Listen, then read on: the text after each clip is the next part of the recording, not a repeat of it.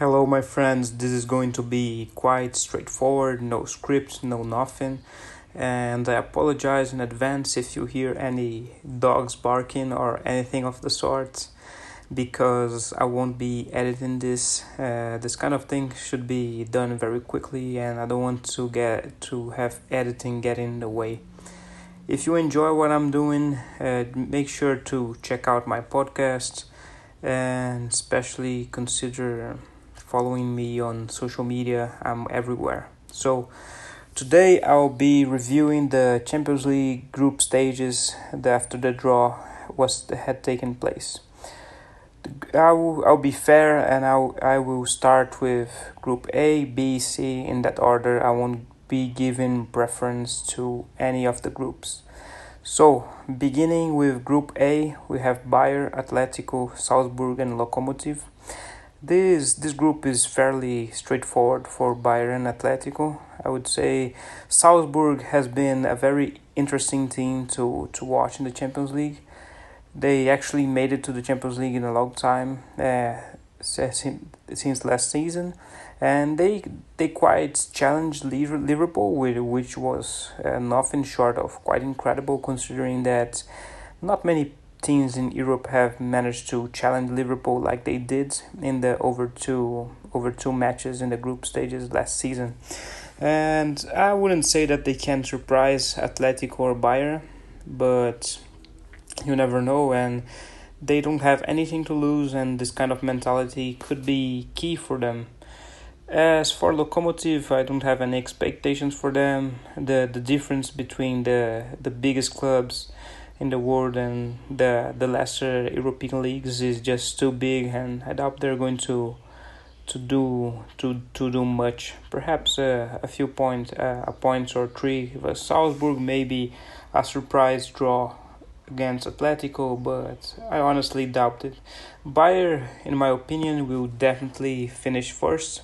People are looking forward to see Bayern's incredibly high line against Atletico with Suarez and João Felix in the counter attack, but I really don't see it. I would say that Atletico Madrid has been really overrated for the past 3 years in Europe. They haven't done anything special, and then you are already thinking about what they did to Liverpool, and if we put it into context, it was really lucky, just like when they knocked out Guardiola's Bayern in the semifinals in 2016.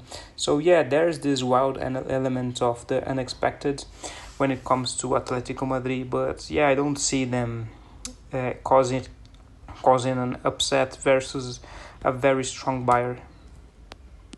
Continuing to Group B with Real Madrid, Shakhtar, Inter, and Gladbach. Um, I don't think that this group is as straightforward to Real Madrid as you would think, looking at first glance, because Shakhtar had a good Europa League campaign last season, and Inter trashed them into the semifinals, and we all know, but they are quite a good team, and if they show up, I think that they could surprise Inter and Real Madrid and Gladbach too. And Group B is easily the strongest group, the hardest group too, in the draw. Inter under Conte, as we all know, Conte is yet to make an impact at the Champions League since he became a coach at the top level. He has had calamitous beginning with Juventus in the Champions League. We saw that season where even Galatasaray knocked them out in the group stages. It was quite bad. Excuse me if I'm wrong, but if I recall correctly, it was Galatasaray in that muddy, awful pitch in the middle of snow too. And you have Gladbach, which is a side that I'm very much looking forward to see in the Champions League again, because you have Marco Rose, who is one of the highly rated coaches right now in the world football. You have René Maric as his assistant, and just having René there just makes me very happy. I really like Hene. I'm really fond of him. We have worked together before in writing football articles too, and I'm always supporting Gladbach whenever he is playing, the team is playing. I'm really looking forward. So I'm a bit biased to say the least when it comes to Gladbach, but I would say that they have a chance to upset Real Madrid and Inter and qualify maybe a second in a group. And Real Madrid, given how poor they have been for the past year, let us not fool ourselves. Real Madrid have been very poor, just playing defense and fluffing chances, scoring lucky goals and lots of penalties and lots of VAR VAR helping them and inexplicably, but not so inexplicable as knowing how things are in Spain. So they are very weak. They haven't made any signings, and God knows what Perez is thinking, because he's throwing an entire season down the drain just to have money to sign Mbappe next summer. I'm not sure if that is the right choice. I don't think that Mbappe is going to be as good to Real Madrid as everyone thinks. And yeah, I was inclined to think that he was going to be successful, but honestly, I don't think that it's going to be that easy. And that's what I have about Group B. Speaking of Group C, we have Manchester City, the big favorites, Porto, Olympiacos, and Marseille. And honestly, nothing special in this group. Manchester City are going to walk it. Porto aren't a bad side, but they've been better than Benfica for sure. But that's not much considering how poor Benfica have been for the past year. They have been really awful. And you have Olympiacos, who simply not a strong side, very weak to be honest. And Marseille is a very interesting case because Marseille is coached by André Villas-Boas right now. I'm very fond of the coach, as many of you know. And to be honest, I think that Marseille could qualify to the knockout stages, because they have signed players well. They have done many great choices for the past year, starting with last season, and their signings have been good. And of course, we are all looking forward to see Payet in a big international competition again. But very straightforward for City, and Porto and Marseille are going to fight for the second place in the group. Well, when it comes to goals, you have Group D, and honestly, this group is the most exciting, no doubt about it, because you have Liverpool facing Ajax for two great matches, and you have Atalanta to another great attacking side, and you have Midtjylland. Sorry if I'm saying the name wrong, but all of these things, what they have in common is they have achieved success in a very difficult time to be one of the lesser clubs in Europe and step up. I'm not saying that Liverpool is a small club or Ajax, but both of these clubs have struggled because either by managerial decisions or by lack of money in the case of Ajax, and all of them have stood out in a way. You have Atalanta prioritizing youth and making lots of incredible signings, and you have Gasperini there doing a wonderful coaching job. You have Midtjylland doing a wonderful job with data in the sport, and they play some very good attacking football. So this is definitely the group where I would be looking forward to watch most of the matches, if not all of them. When you have a clash between Liverpool and Atalanta, it's really hard to not be very excited to see it, because Atalanta are very special, and their matches against Manchester City last season were very, very fantastic to watch, and I think that we could see it again. Same for Ajax, facing both of them. Overall, I would say that Liverpool and Atalanta will qualify for the knockouts, but Liverpool will qualify easily given their quality, but the matches are going to be good.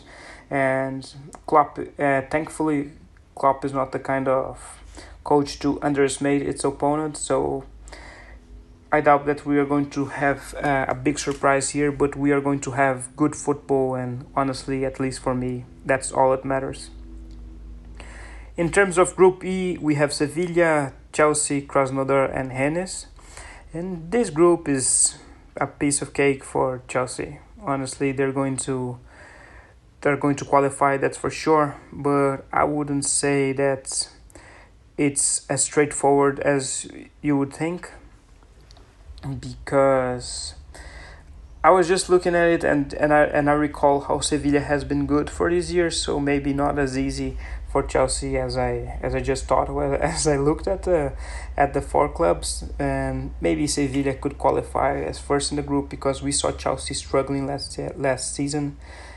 However, they have made many great to fantastic signings, and they're likely to prevail. You have Hennes with Camavinga, and the 17-year-old is an absolute phenomenon. He's incredible, and seeing him in the Champions League, it's going to be really, really fantastic to see, because if he stands out at the top level, at the highest peak of the top level, I would say, then you have more than Real Madrid and PSG coming for his signing. We already have seen Hennes owners saying that he would only take 100 million for the kids, and depending on what happens, I wouldn't doubt it that he could really leave Hennes for like 60 to 70 million euros. He's really special, and when you see, if you haven't seen him playing yet, when you see this guy playing, you're going to look at it, and he plays like he's a 20-year-old with experience at the top level for 10 years. It's really incredible, and I would draw a few parallels with Haaland, because the guy just broke through the Champions League last season, and he didn't care what was going with the difficult and the pressure, and he just went there and he did it. So my bet is still Chelsea on top, Sevilla second, and Rennes third, making it to the Europa League. Krasnodar is just not very strong, to be honest. Continuing with Group F, you have Zenit, Dortmund, Lazio, and Bruges. And interesting to see Immobile going back to Dortmund after a very poor stint there. But it's a very, I would say, easy group to predict to. We are definitely going to have Dortmund on top, with Lazio second, unless there's a big upset. Bruges and Zenit aren't good enough. I would say Zenit are going to finish third. I don't have much to say about this group. If I'm honest, it's good to see Lazio back to the Champions League after a long time.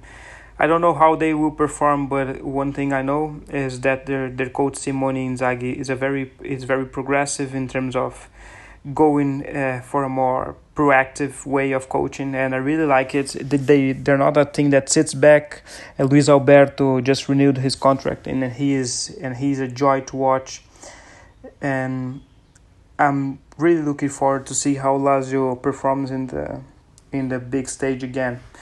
Speaking of Dortmund, it's Haaland, and you have Sancho too, and Bellingham in the Champions League already. So you already have Camavinga in the other group, and now Bellingham, two very young teenagers. It's ridiculous how old it makes me feel when I say it, but it is what it is.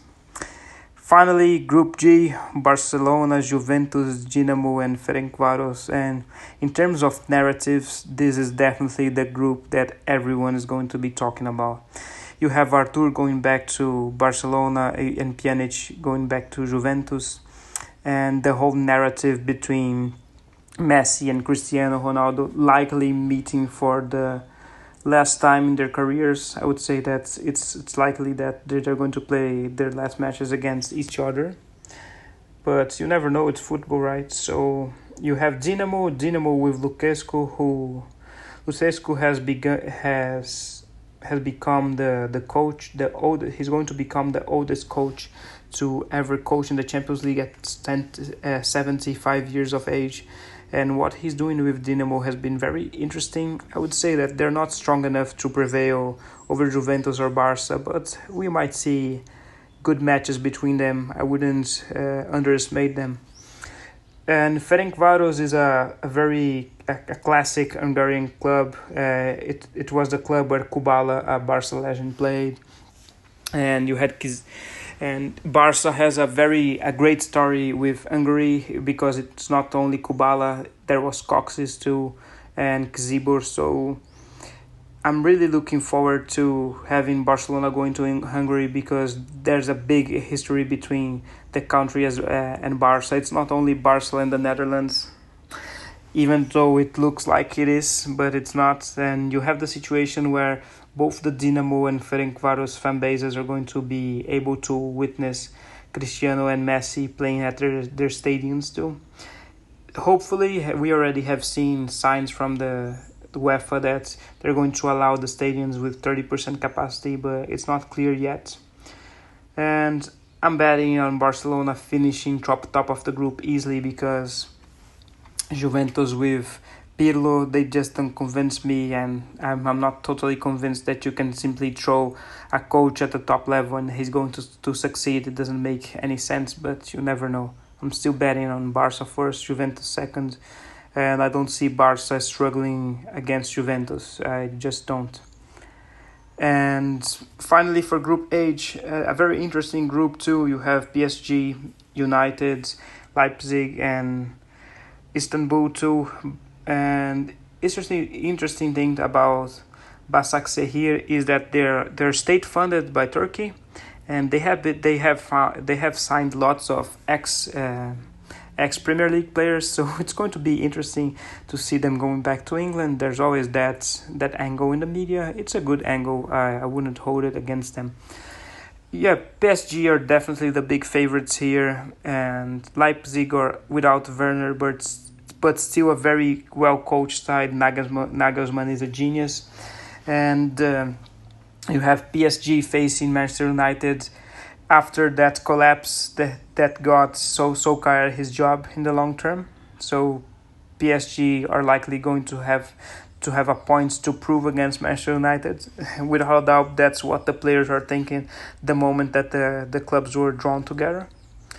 And I would say we could see Manchester United going to the Europa League already because PSG are stronger and Leipzig aren't stronger than Manchester United, but they are better coached and they are just all around better structured than Manchester United. But I would say it's the fight for the second place is a fight between Manchester United and Leipzig. So my friends, this is what you get from me today. I don't want to make this too long. It's already nearly 20 minutes. I know it's kind of tiresome too. So finally, I want to talk about the favorites for the Champions League. It's too early to say, but we already know the big two. Liverpool are without a doubt the big favorites for the Champions League alongside Bayern. These two things are by far the strongest, and we are likely to see them going at least to the semifinals or to the final. As the big outliers, I would say Manchester City and PSG. They are outliers because Guardiola has a point to prove in Europe, and PSG, the moment that they faced tough opposition in the Champions League last season, which I mean Bayern in the final, they couldn't do much. They lost chances and they lost the competition. So this is my honest thoughts. I would say that this Champions League is definitely going to surprise us. So my opinions here and my predictions are mostly likely to go down the drain the moment that we are 2 or 3 rounds into the group stage, because it's never that easy. It has been an exceptional year with the pandemic and everything.